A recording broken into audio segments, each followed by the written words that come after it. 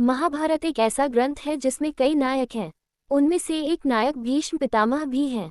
सभी लोग जानते हैं कि भीष्म पितामह ने महाभारत की लड़ाई में कौरवों की ओर से युद्ध किया था, लेकिन बहुत से लोग उनके जीवन से जुड़ी बड़ी घटनाओं के बारे में नहीं जानते, जैसे भीष्म पितामह पूर्व जन्म में कौन थे, किसके श्राप के कारण उन्हें मनुष्य योनि में जन्म लेना पड़ा, उनके गुरु कौन थे और उन्हें क्यों अपने ही गुरु से युद्ध करना पड़ा।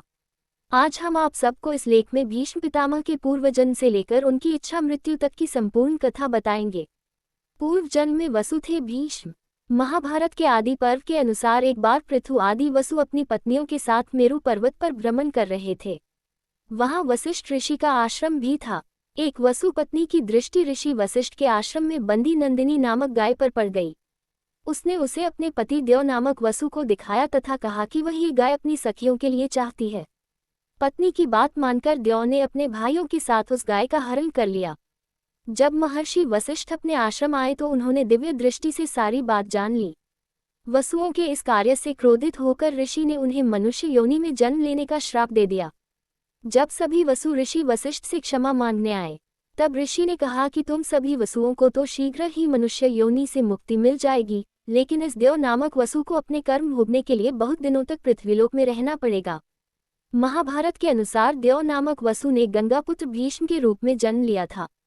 श्राप के प्रभाव से वे लंबे समय तक पृथ्वी पर रहे तथा अंत में इच्छा मृत्यु से प्राण त्यागे।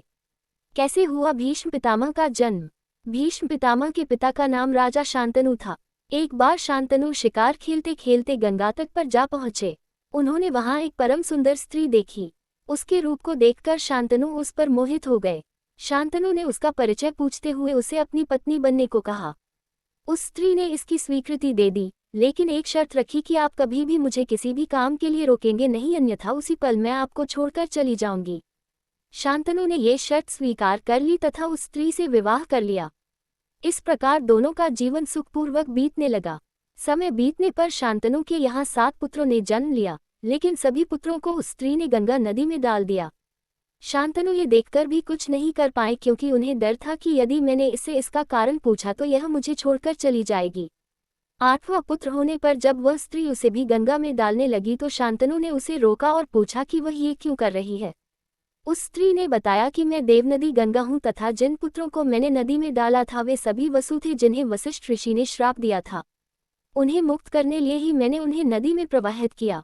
आपने शर्त न मानते हुए मुझे रोका, इसलिए मैं अब जा रही हूँ। ऐसा कहकर गंगा शांतनु के 8वें पुत्र को लेकर अपने साथ चली गई। देवव्रत था भीष्म का असली नाम। गंगा जब शांतनु के 8वें पुत्र को साथ लेकर चली गई तो राजा शांतनु बहुत उदास रहने लगे। इस तरह थोड़ा और समय बीता।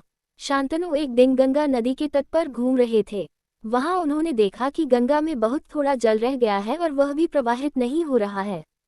इस रहस्य का पता लगाने जब शांतनु आगे गए तो उन्होंने देखा कि एक सुंदर व दिव्य युवक अस्त्रों का अभ्यास कर रहा है और उसने अपने बाणों के प्रभाव से गंगा की धारा रोक दी है। ये दृश्य देखकर शांतनु को बड़ा आश्चर्य हुआ। तभी वहां शांतनु की पत्नी गंगा प्रकट हुई और उन्होंने बताया कि यह युवक आपका 8वां पुत्र है। इसका नाम देवव्रत है। इसने वशिष्ठ ऋषि से वेदों का अध्ययन किया है तथा परशुराम जी से इसने समस्त प्रकार के अस्त्र शस्त्रों को चलाने की कला सीखी है। ये श्रेष्ठ धनुर्धर है तथा इंद्र के समान इसका तेज है। देवव्रत का परिचय देकर गंगा उसे शांतनु को सौंपकर चली गई। शांतनु देवव्रत को लेकर अपनी राजधानी में लेकर आए तथा शीघ्र ही उसे युवराज बना दिया। गंगापुत्र देवव्रत ने अपनी व्यवहार कुशलता के कारण शीघ्र प्रजा को अपना हितैषी बना लिया, इसलिए देवव्रत का नाम पड़ा भीष्म। एक दिन राजा शांतनु यमुना नदी के तट पर घूम कर रहे थे। तभी उन्हें वहां एक सुंदर युवती दिखाई दी। परिचय पूछने पर उसने स्वयं को निषाद कन्या सत्यवती बताया। उसके रूप को देखकर शांतनु उस पर मोहित हो गए तथा उसके पिता के पास जाकर विवाह का प्रस्ताव रखा। तब उस युवती के पिता ने शर्त रखी कि यदि मेरी कन्या से उत्पन्न संतान ही आपके राज्य की उत्तराधिकारी हो तो मैं इसका विवाह आपके साथ करने को तैयार हूँ। ये सुनकर शांतनु ने निषादराज को इनकार कर दिया, क्योंकि वे पहले ही देवव्रत को युवराज बना चुके थे। इस घटना के बाद राजा शांतनु चुप से रहने लगे। देवव्रत ने इसका कारण जानना चाहा तो शांतनु ने कुछ नहीं बताया। तब देवव्रत ने शांतनु के मंत्री से पूरी बात जान ली तथा स्वयं निषादराज के पास जाकर पिता शांतनु के लिए उस युवती की मांग की। निषादराज ने देवव्रत के सामने भी वही शर्त रखी। तब देवव्रत ने प्रतिज्ञा लेकर कहा कि आपकी पुत्री के गर्भ से उत्पन्न महाराज शांतनु की संतान ही राज्य की उत्तराधिकारी होगी। तब निषादराज ने कहा, यदि तुम्हारी संतान ने मेरी पुत्री की संतान को मारकर राज्य प्राप्त कर लिया तो क्या होगा। तब देवव्रत ने सबके सामने अखंड ब्रह्मचर्य की प्रतिज्ञा ली तथा सत्यवती को ले जाकर अपने पिता को सौंप दिया। तब पिता शांतनु ने देवव्रत को इच्छा मृत्यु का वरदान दिया। देवव्रत की इस भीषण प्रतिज्ञा के कारण ही उनका नाम भीष्म पड़ा। काशी की राजकुमारियों का हरण।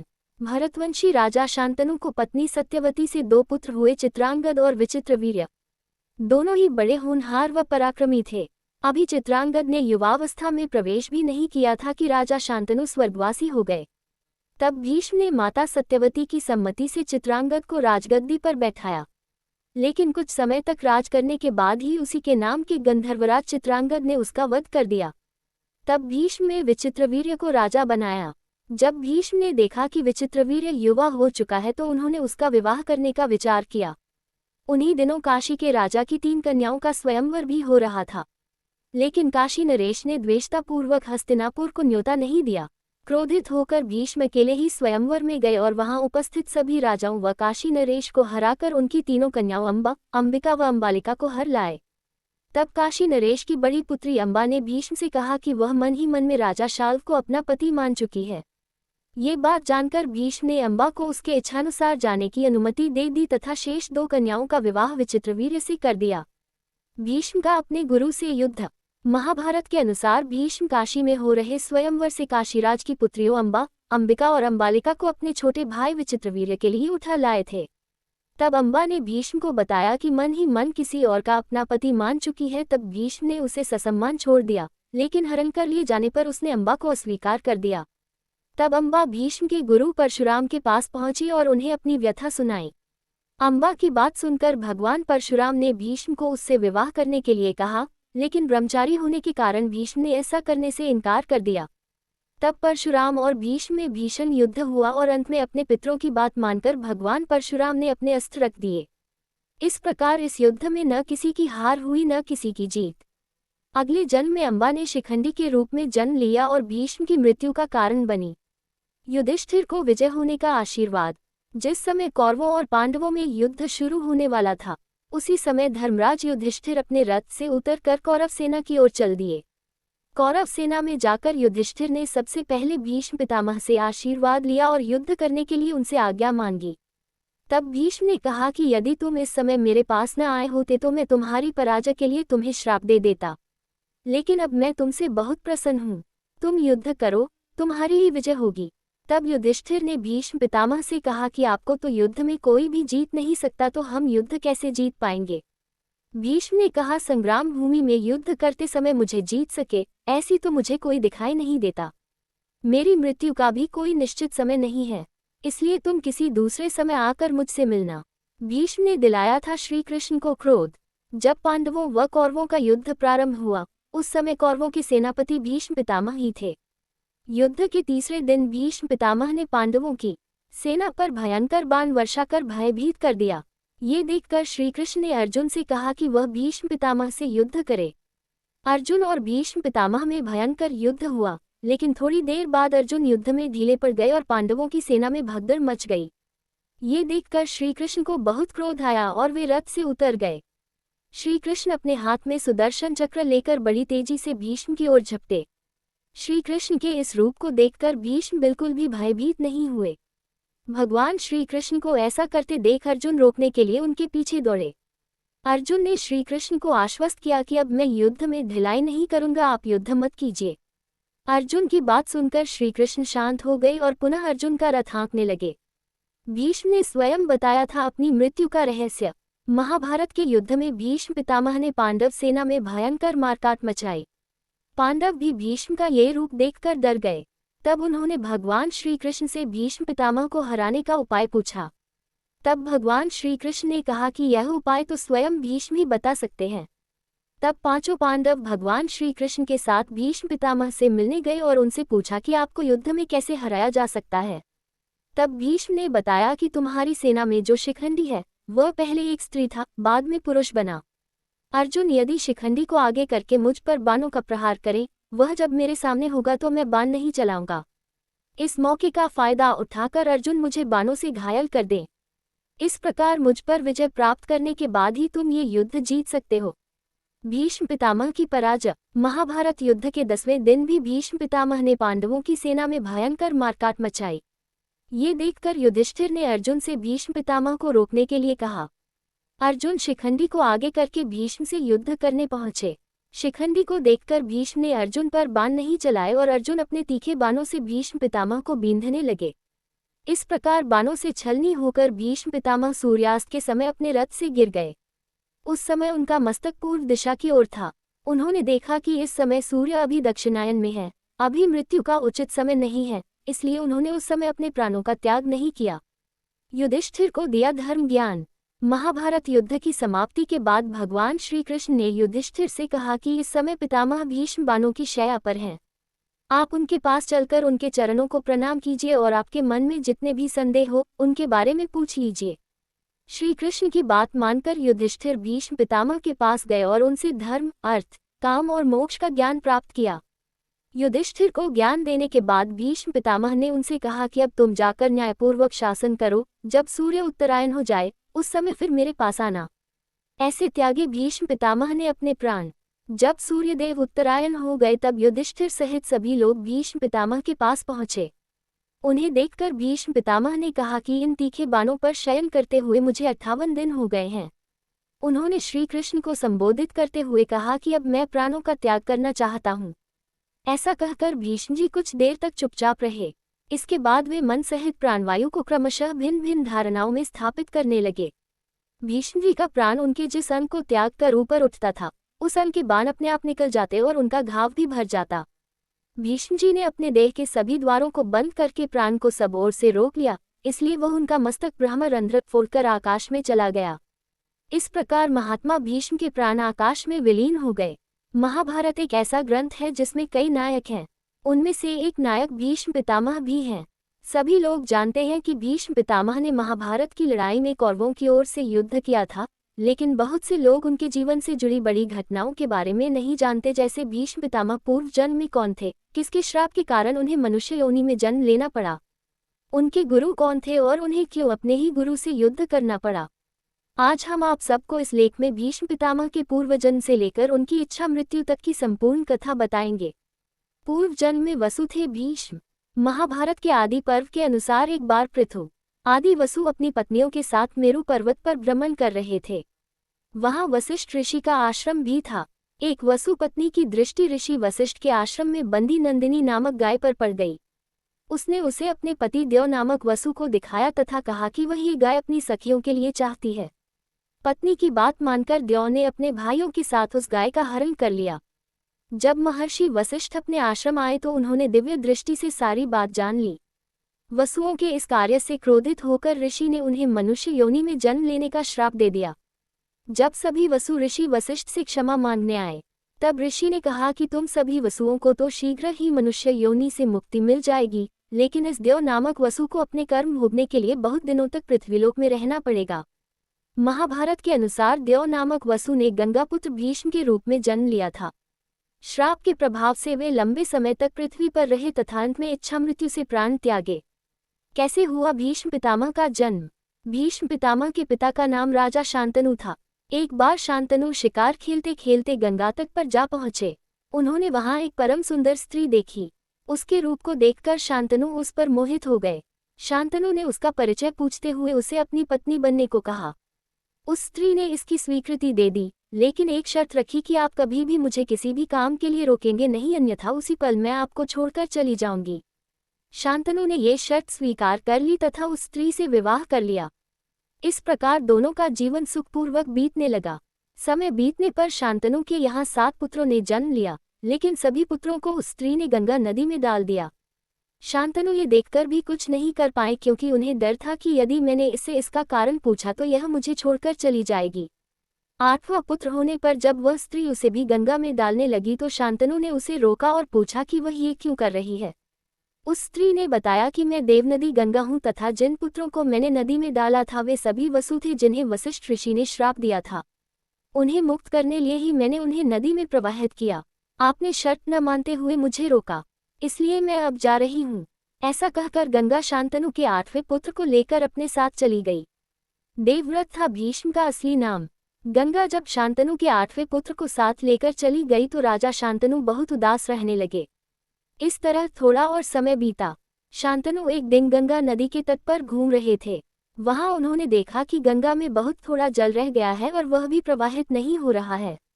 इस रहस्य का पता लगाने जब शांतनु आगे गए तो उन्होंने देखा कि एक सुंदर व दिव्य युवक अस्त्रों का अभ्यास कर रहा है और उसने अपने बाणों के प्रभाव से गंगा की धारा रोक दी है। ये दृश्य देखकर शांतनु को बड़ा आश्चर्य हुआ। तभी वहां शांतनु की पत्नी गंगा प्रकट हुई और उन्होंने बताया कि यह युवक आपका 8वां पुत्र है। इसका नाम देवव्रत है। इसने वशिष्ठ ऋषि से वेदों का अध्ययन किया है तथा परशुराम जी से इसने समस्त प्रकार के अस्त्र शस्त्रों को चलाने की कला सीखी है। ये श्रेष्ठ धनुर्धर है तथा इंद्र के समान इसका तेज है। देवव्रत का परिचय देकर गंगा उसे शांतनु को सौंपकर चली गई। शांतनु देवव्रत को लेकर अपनी राजधानी में लेकर आए तथा शीघ्र ही उसे युवराज बना दिया। गंगा पुत्र देवव्रत ने अपनी व्यवहार कुशलता के कारण शीघ्र प्रजा को अपना हितैषी बना लिया। इसलिए देवव्रत का नाम पड़ा भीष्म। एक दिन राजा शांतनु यमुना नदी के तट पर घूम कर रहे थे। तभी उन्हें वहां एक सुंदर युवती दिखाई दी। परिचय पूछने पर उसने स्वयं को निषाद कन्या सत्यवती बताया। उसके रूप को देखकर शांतनु उस पर मोहित हो गए तथा उसके पिता के पास जाकर विवाह का प्रस्ताव रखा। तब उस युवती के पिता ने शर्त रखी कि यदि मेरी कन्या से उत्पन्न संतान ही आपके राज्य की उत्तराधिकारी हो तो मैं इसका विवाह आपके साथ करने को तैयार हूँ। ये सुनकर शांतनु ने निषादराज को इनकार कर दिया क्योंकि वे पहले ही देवव्रत को युवराज बना चुके थे। इस घटना के बाद राजा शांतनु चुप से रहने लगे। देवव्रत ने इसका कारण जानना चाहा तो शांतनु ने कुछ नहीं बताया। तब देवव्रत ने शांतनु के मंत्री से पूरी बात जान ली तथा स्वयं निषादराज के पास जाकर पिता शांतनु के लिए उस युवती की मांग की।